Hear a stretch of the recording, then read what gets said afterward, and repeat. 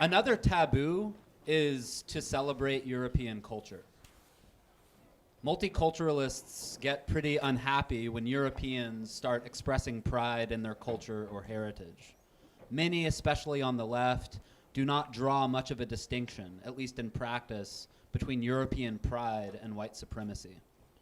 You care about freedom of the individual's freedom to think, to speak, to associate, in short, to act as he sees fit without external compulsion, as long as he doesn't infringe on the similar liberties of others. Professor Ricardo Duchesne, a historical sociologist and professor at the University of New Brunswick, argues that, quote, individualism is a unique attribute of European peoples.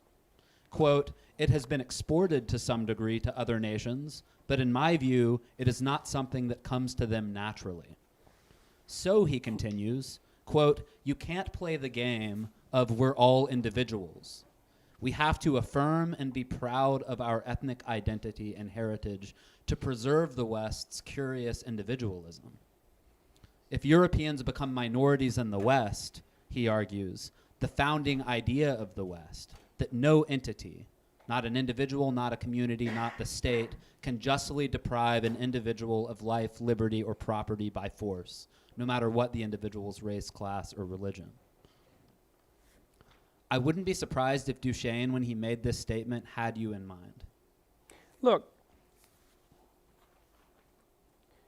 the medieval Europeans identified 7 deadly sins for a reason. And one of them was pride. It's like, let's make the presumption. I do believe that for reasons that aren't obvious, that the West has got some things right. We've got the sovereignty of the individual right.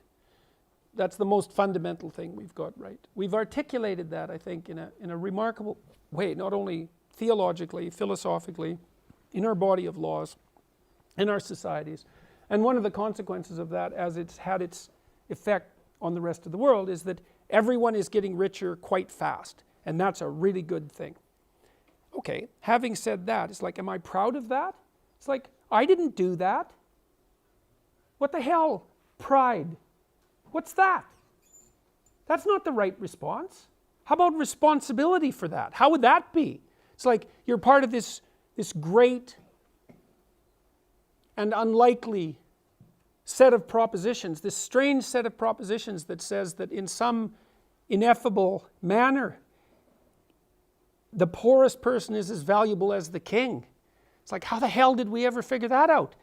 That's an impossible thing to think, and yet that's the bedrock of our legal system. That's nothing to be proud of. That's something to tremble before, to take on as an ethical burden, and not to wave a flag for how wonderful you are that you happen to have the same skin color as some of the people who thought that up.